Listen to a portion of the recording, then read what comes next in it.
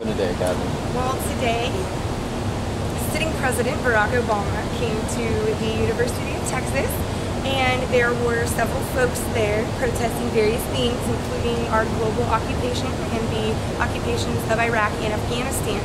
And unfortunately, from what I understand, at least 4 people were arrested at the rally.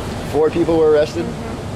Two of them are really good friends of mine, Chanda Seymour and John Bush. They are both Operation Defuse activists, which is a joint project, between We Are Change and Texas for Accountable Government and Liberty Restoration Project to deal with the growing police state. And the Liberty Restoration Project, that is your project? Yes. Liberty Restoration Project is a organization I founded in Missouri 2 years ago. I do not run it any longer, but I'm still a very big part of it. And basically, they were told to be in a free speech zone, and that is where they were allowed to speak, even though these United States were set up to be one giant free speech zone. When I saw him get arrested, it was like, really, I have never heard of a law that said that he has to be in free speech zones. I was under the impression that this is America and that the Constitution applies to all of us, no matter where we are. And the whole country's a free speech zone. Yeah, exactly.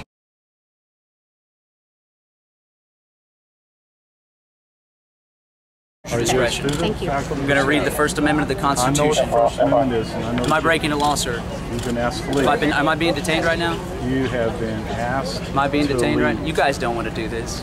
You're about to violate my civil rights. And she knows it as well. There's no violence going on. It's a peaceful discussion. It may have gotten a little heated, but it's peaceful. People are learning from each other. Maybe not learning too much from each other.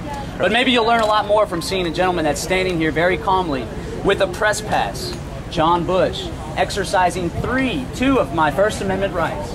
My right to free speech, my right to peaceably assemble, and the freedom of the press. That's 3, actually. 3 First Amendment rights which could potentially be violated by the University of Texas Police Department and the Dean's Office. We're all witnesses.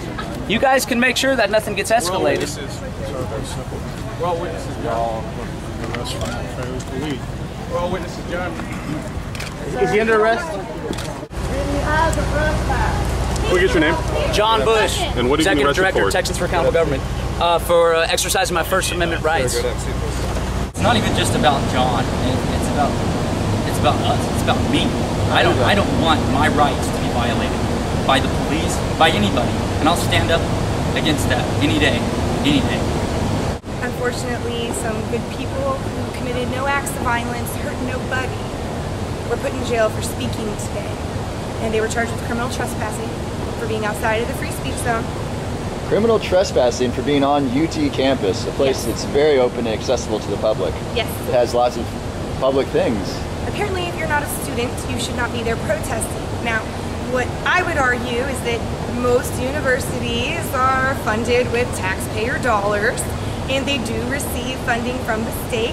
I'm sure they receive some federal grants too. I haven't looked at the paperwork though, but ultimately, the fact of the matter is, we the people fund that institution.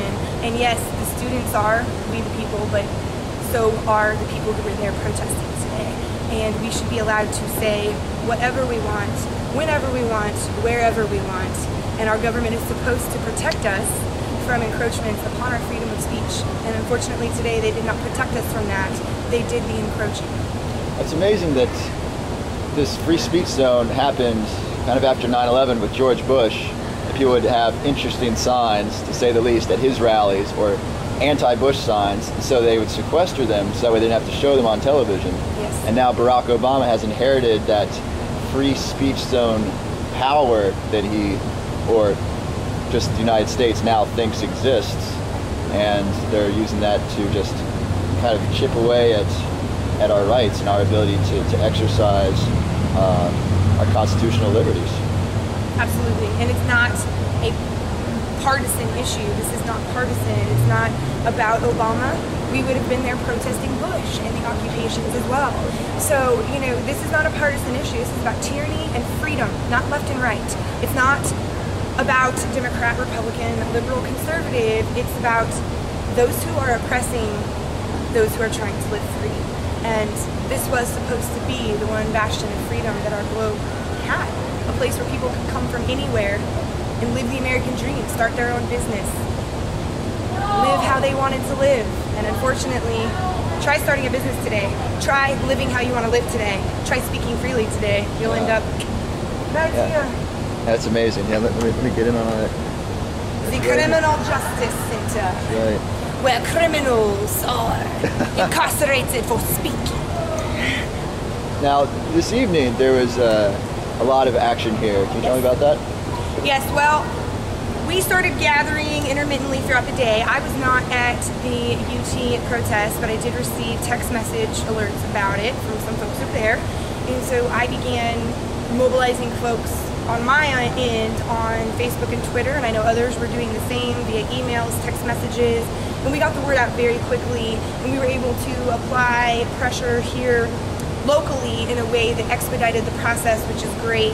And so we held candlelight vigils and we walked around the building chanting, and thankfully that seemed to get the process moving. And both Chanda and John have been before a judge tonight, and they are all being bailed out on personal recognizance bond, so $20 each. So is this faster than it ordinarily would be, thanks to the efforts of yourself and others? It's faster than it would have been today, for sure. It seems to be like a major problem that our civil liberties are being eroded. What is it that we the people, we active citizens, can do about this? Well, one, you can show up like these folks did tonight when something like this does happen. Two, make sure that you stay on your local and state governments, because they are the ones who voluntarily take grants from the federal government, and that's where a lot of these tyrannical behaviors are coming from, whether it's the surveillance technology that ranges from automated license plate scanners to retinal scanners to the Real ID, national driver's licenses, all the way to actual law enforcement institutions, for example, fusion centers. And you will see that our city and our state governments are voluntarily opting into these programs, and if you stay on them, you can hopefully eventually either get them to get out or build enough rapport with the community that you can take over those seats and get out of those federal programs that are voluntary and that are unnecessary, because we do not need more tyranny, we need more freedom. And unfortunately, our city governments have really bought into this idea that security brings freedom or security brings prosperity, and that's not necessarily true. Freedom brings security. Freedom brings prosperity. Absolutely. That's the truth of the matter. I definitely agree with that. Certainly with respect to gun ownership. I think the more gun ownership there is, the less crimes there are. Yes, and statistics prove that.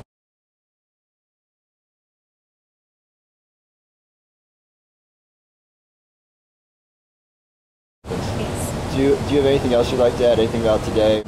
Everybody set an amazing example today. People treated the law enforcement community with love and with kindness and respect, even though what they were doing was wrong. And hopefully tonight they will go home and think about the fact that they just put people who committed no acts of violence in a cage like an animal.